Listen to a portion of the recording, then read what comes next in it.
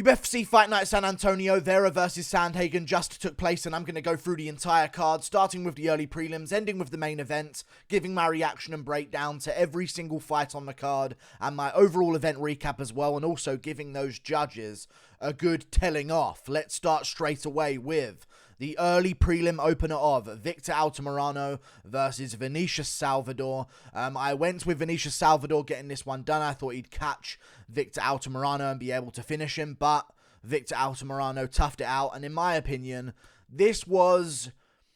Normally when I watch flyweights fight, it's very good to watch. This was a very sloppy performance by both. I gave the second round to Vinicius Salvador because he rocked Victor Altamirano at one moment in the second round, and they were even on strikes outside of that. Round one, I gave to Victor Altamirano, of course. Salvador had some moments, but spent a lot of time on bottom, and Victor Altamirano was able to just sort of stay on top and land more total strikes and win the round that way. And then round three, similar situation. Vinicius Salvador had moments, but Victor Altamirano was able to get the takedown and was able to keep top control, land some decent shots in top position, and just sort of keep up on the feet as well, and maybe even keep ahead on the feet in terms of total strikes landed. So, yeah, really good performance by Victor Altamirano. Not great from either, to be honest with you. Neither of them looked too technical. They both looked very sloppy. And one takeaway from this fight, I'm not just coping because my pick lost.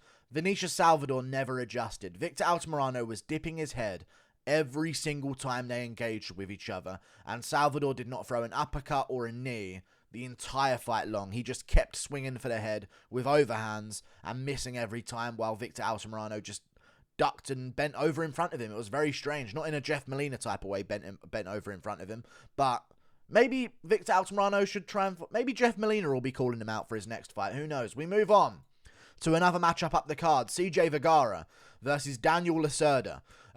Crazy, actually. Bonkers.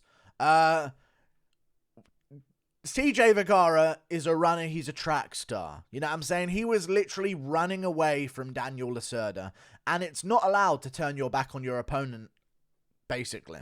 I'm pretty sure that's a rule. You're not allowed to turn your back to your opponent. So, he did break some rules by literally sprinting away from Daniel Lacerda with his back turned to him as he tried to avoid getting knocked out. But Daniel Lacerda had 2 knockdowns in the first round, wobbled him at one moment in the first round as well, just kept hurting him.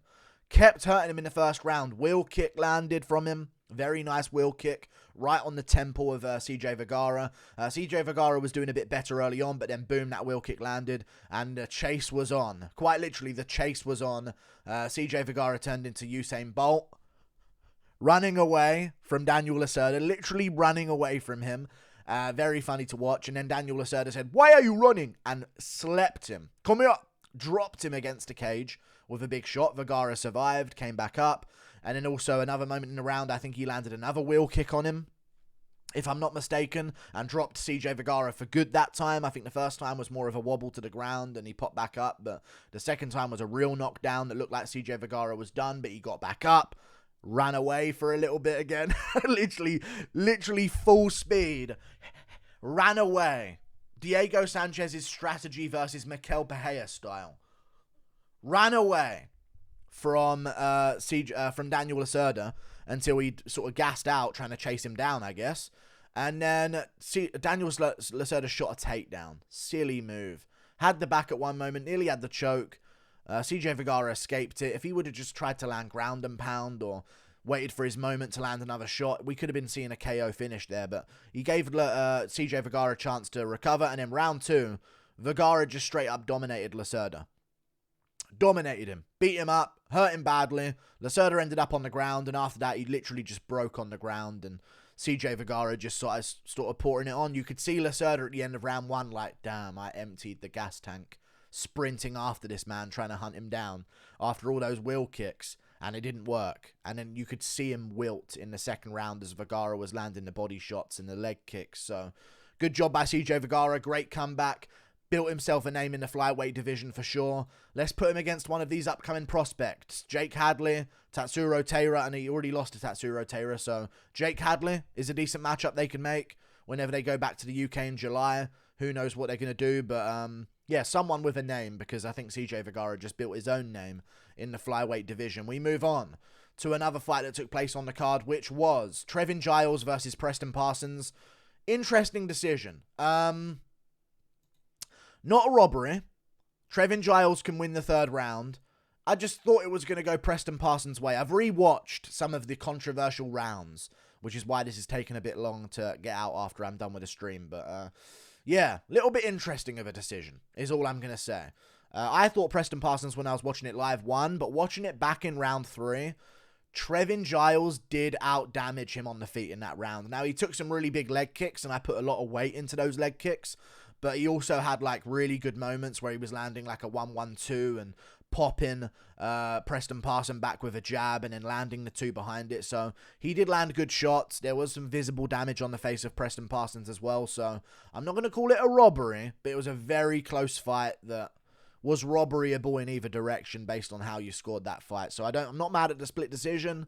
Judges a bit all over the place with it, but yeah, round 1 was Preston Parsons. Round 2 was Trevin Giles. He did a much better job scrambling out of some of the bad positions, ending up in a better position himself and taking advantage of it. And in round 3, he did the same thing, but ended on top, landed some decent ground and pound at the end, and landed a bit better on the feet, but Parsons had a bunch of control time and submission attempts. I thought the submission attempts would win Preston Parsons that fight. That's my opinion. The arm triangle, I had it close, so I was looking at the submission attempts to say what would give him the fight. I thought that was a good arm triangle in round 3, but I guess the judges thought otherwise. We move on to another fight up the card. Lucas Alexander versus Steven Peterson. I went with Steven Peterson. I'm so sorry. I didn't realize that he doesn't fight anymore and doesn't train anymore for his fights. Lucas Alexander completely picked him apart at range, despite not being a great fighter himself and not maybe deserving to be in the UFC whatsoever. He's made a good go of it, and they've given him Steven Peterson, and Peterson just looked so out of his depth in that fight against Lucas Alexander. I think a fox. I'm listening to a fox right now in my garden. I believe being,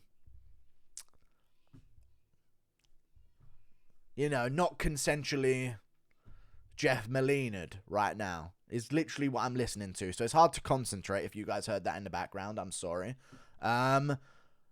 Jesus Christ. Lucas Alexander picked him apart on the outside, landed better shots, dropped him in round 3 as well, and just deaded that leg, slammed the calf kick home so many times over and over and over again. And Steven Peterson was a one-legged fighter going into the second half of the second round. So, yeah, Steven Peterson's done. He retired. I was angry at him. I can't believe I picked him. He arguably could have beat Julian Erosa. And Erosa dominated Hakeem Dawodu and beat Charles Jourdain. I don't know anymore with this sport, man. And then Alexander, who shouldn't even be in the UFC, dominates him. It's weird, but that's how it is. Good job, Lucas Alexander. He's hopefully going to have a career for himself now. The stars have aligned for him. We move on to another fight. Daniel Pineda versus Tucker Lutz. Man, I thought Tucker Lutz was going to win this one. I did add a few bad predictions on the prelims, but we picked it back up on the main card. Tucker Lutz, landing good shots in the first, landing the better shots in the first, but he got dropped. So he lost that round. But other than that, other than taking some big leg kicks, he was the better striker and better on the feet in the first round, landing some decent shots on the feet against Daniel Pineda. But then Pineda sort of towards the end of the round started making adjustments. He started finding out that Lutz was charging in with his chin up in the air after throwing his right hand, and he started timing a hook over the top of it, and that's what eventually dropped Tucker Lutz in the first round. So the first round was won by Daniel Pineda, and then round 2, Pineda found a takedown, I believe, at one moment. Had a little moment there, but Lutz got back up. And then, eventually put himself in a guillotine. And Daniel Pineda took advantage of it. He put himself in a guillotine, I believe, 3 times in that fight. 2 of them were legit attempts from Daniel Pineda, but the second one was like, Lutz just stuck his head in a guillotine and got choked out. Well done. Good job by Daniel Pineda. He gets a performance bonus. We move on to another fight up the card, which was Albert Duraev versus Chidi Njokuani. I had Chidi Njokuani winning, man. I had him winning that fight. I know I picked him to win and I said he should be like a lock. Maybe I shouldn't have been that confident. Round 1, I had 10-9 to Duraev. Not enough for a 10-8 round, in my opinion. Not enough ground and pound, but he won the first round very clearly, got the takedown, and then Chidi sort of showed off his takedown defense in round 2 and 3, and his ability to get back up in round 2 and 3. And Duraev sort of stopped shooting on him because of it, because he was worried about gassing himself out. And, yeah, I thought Chidi won the second and third. I was expecting that takedown defense in the first round, I'm going to be honest, but I thought he won the second and third. I've rewatched the third round. That's the competitive one. I thought he won round 2 by landing the better shots. He was landing good kicks to the body, good punches to the head on Duraev that would get a reaction out of him. But other than that, Duraev just sort of picked at his legs with shin-to-shin kicks, couple tapping leg kicks here and there, maybe an odd punch that he would land, but the good shots in round 2 and 3 were landed by Chidi Njokuani, so I thought he would win based on damage. But the judges disagreed, so whoop-de-doo. There you go. They gave it to Duraev. Not a robbery by any means, but if you look at it closely, Chidi Njokuani was the more effective striker on the feet in the second and third round, which took place on the feet. We move on to another fight up the card, which was Maycee Barber versus Andrea Lee. I can see an argument for Maycee Barber, you know. I might make a whole video about this. People, when they watch women's MMA, all of a sudden count control time. You don't get points for control time. You just don't. And that's sad, but the reality is, and I know people are all up in arms about this decision, 30-27 might seem egregious, I get it, because it was a close competitive fight, and I was concerned over the decision, but I did give it to Maycee Barber watching it live. She outdamaged Andrea Lee. She landed better shots on the feet. She landed more shots on the feet in every round. And she was busier on bottom position than Andrea Lee was in top position. She wins. Unfortunate as it might be, she wins the fight. You can't just lay on top of your opponent. And that's what Andrea Lee did. But people, and even the judges at times, they all of a sudden start scoring control time for women's MMA fighters. I know nothing else is happening of substance whatsoever, but you got to look real close, and there is a little bit of substance. You know what I mean? So don't just go control time because Lee was laying on top of her and doing literally nothing on top of her. You can't do that. In round 1, Maycee Barber tied her arm behind her back and elbowed her in the face about 5 times from on bottom. Lee did nothing to Barber in that round in terms of ground and pound. So although it might seem like a robbery, I don't mind this one. She did outland and out-effectively damage Andrea Lee. She stumbled her in round 2 with a big shot as well.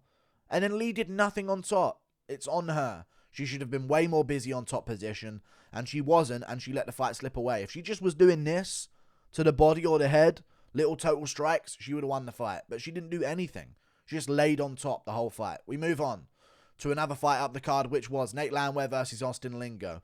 Nate the Train, baby! I love Nate the Train. I love Nate the Train. I got the charisma of Elvis Presley, and I'm pretty damn handsome too, baby. If I do say so myself. I don't know, he's just such a good personality on the mic, and normally good personalities is the worst base for MMA. But this time it works out because Nate the Train is in the UFC, if you haven't heard about him, okay? 3-fight win streak now. I've picked him to win the last 2 of them. I haven't picked him to win the last 2. But 3-fight win streak, picked him to win this one, which is all that matters. And he got it done. Round 1 was tricky. I gave it to him, but Lingo can win round 1. He was landing some decent shots, but the reason why I gave it to Nate the Train was because a lot of the shots that it looked like Lingo was landing were to the guard of Nate the Train. Nate Landwehr were to the guard of him, and he was blocking them and covering, and they weren't really landing clean from Austin Lingo, whereas the shots Nate Landwehr was landing clean, right on the face, and he was throwing a front kick to the body, chopping at the legs now and again, so he was doing a good job of putting the pressure on Lingo, making him fight at a high pace, and just constantly picking at him at range with good shots and sticking a jab out there as well and a straight right hand through the guard at times. So he won round 1, in my opinion, had a good round 1. And then round 2, he had a great round as well. Real good round in round 2. Nate Landwehr picked up the pace, started a little bit rough, got caught on the chin early on, took it well, like he does, because he's from Clarksville, Tennessee. You know how it is. St. Pete, stand up. Very good performance from Nate the Train. Good shots to the body. You could see the front kick to the body was starting to affect Austin Lingo. Chopped at the legs as well. And eventually rocked him with a head kick that landed partially behind the guard. Lingo had a glove up to protect himself, but Landwehr's foot caught him right behind the ear. And it's sort of like you saw his legs buckle for a second, and he's like, oh God, here comes Nate the Train. And Nate the Train threw another head kick, a body shot, a knee, hurt him badly, dragged him to the canvas with a takedown, and sunk in that rear naked choke after punching his mouthpiece out.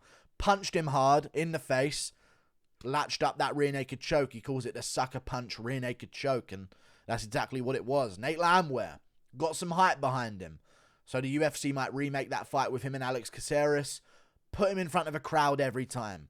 You can't have Nate Landwehr in the apex.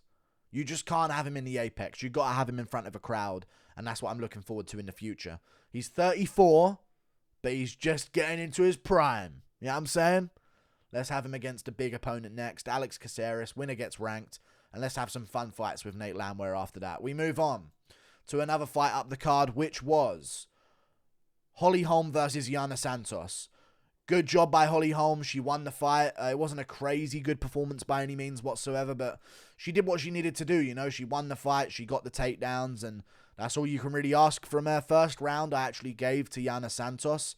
I know everyone gave Holm that round. Actually, maybe I'll give it to Holm. I haven't rewatched the round, but I thought Yana Santos was landing a bunch of knees to the body in the clinch, and she actually landed more total strikes than Holm, but round one, she landed a whole bunch of knees to the body on Holm.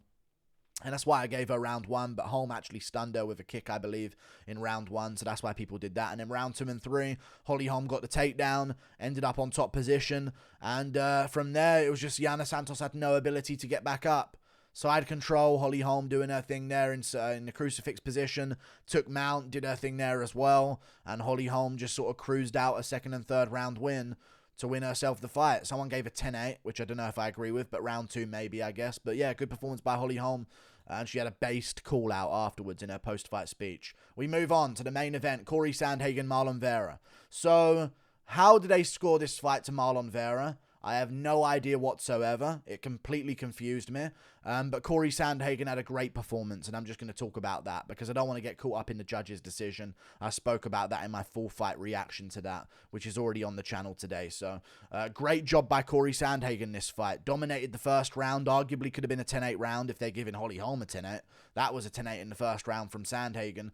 Big elbows, busted up Marlon Vera. Marlon Vera always starts slow in the wrestling. He's easy to take down early on. Edgar learned that in their fight. A few fighters have learned that, and Sandhagen took advantage of it. Took him down a few times early in the first and second. Landed good ground and pound in the first with elbows over and over again. Really solid work from him. Dominated the first round, arguably a 10-8. Round 2, won the round, dominated it, but not a 10-8 round. Got the takedown at the end and beat him up on the ground a little bit there as well, but not effectively enough to get a 10-8 round. Round 3, schooled him on the feet. Round 4, picked him apart on the feet by a narrow margin, but clearly, in my opinion. Round 5, done the same thing again, outperforming him. Vera was cheating him round 5, up-kicked him a few times illegally whilst he was a grounded opponent.